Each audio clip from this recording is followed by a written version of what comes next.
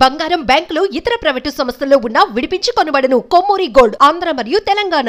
నమస్తే ఫ్రెండ్స్, నా పేరు సాయి కృష్ణ ఆజాద్, సుప్రీంకోర్టు అడ్వకేట్. ఈరోజు అతి చక్కటి అంశంతో మీ ముందుకు వచ్చాను. భార్యాభర్తల మధ్య డైవర్స్ పొందడానికి ఒక అతి ముఖ్యమైన గ్రౌండ్ ఏంటంటే క్రూయాలిటీ.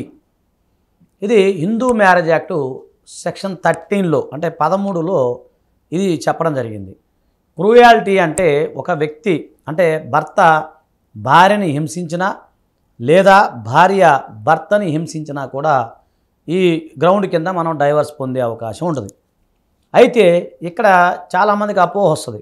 అదేంటంటే భర్త అనే వ్యక్తి కొన్ని సందర్భాల్లో భార్యని హింసిస్తూ ఉంటాడు. అంటే తాగొచ్చి కొట్టడం, తిట్టడం, భార్యని బూతులు తిట్టడం, అలాగే పుట్టింటికి వెళ్ళి అదనపు కట్నం తీసుకురామని చెప్పి వేధించటం, అలాగే సూటిపోటి మాటలు తిట్టడం. అంటే హింస అంటే ఇక్కడ గమనించాల్సింది శారీరక హింస కాదండి. అంటే ఒక వ్యక్తిని శారీరకంగా హింసించడం కాదు, ఒక వ్యక్తిని మానసికంగా కూడా హింసించడాన్ని కూడా మనము క్రూయాలిటీ కింద వస్తుంది.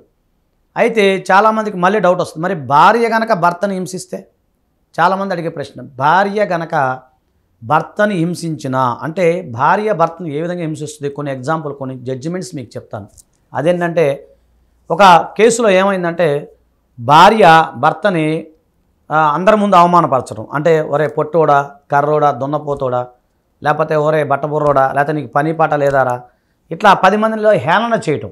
ఇది చూసిన భర్త విసిగిపోయి భార్య ఇట్లా అంటుందని చెప్పేసి చెప్పడం వల్ల దాన్ని క్రూయాలిటీ కింద వస్తుందని చెప్పి కోర్టు వారు చెప్పడం జరిగింది. అదేవిధంగా భార్య ఎవరైతే ఉన్నారో ఆమె సెక్స్కి దూరంగా ఉంచటం, అంటే భర్తతో సెక్స్కి దూరంగా ఉండటం వల్ల ఆ వెక్స్ అయిపోయిన వ్యక్తి ఎవరైతే ఉన్నారో అతను కోర్టుకి వెళ్ళటం వల్ల కోర్టు వారు కూడా అదే గ్రౌండ్ మీద డైవర్స్ ఇవ్వడం జరిగింది.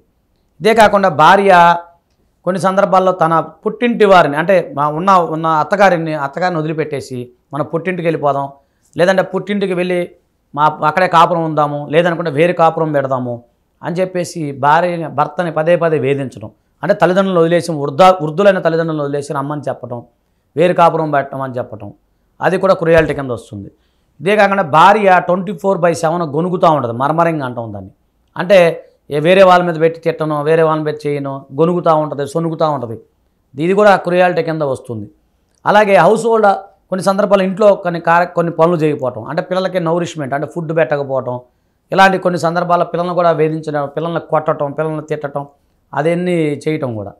ఇదే కాకుండా ముఖ్యంగా భార్య తలుపు బంధువులు వస్తే వాళ్ళకి ఇతను ఇట్లా అన్నాడు, అలాంటోడు నా భర్త వేస్ట్ గాడు అది అని చెప్పి చెప్పటం, అలా వాళ్ళని కూడా అవమానపరచడం, వాళ్ళని కూడా బాధ పెట్టడం, అలా అదొకటి.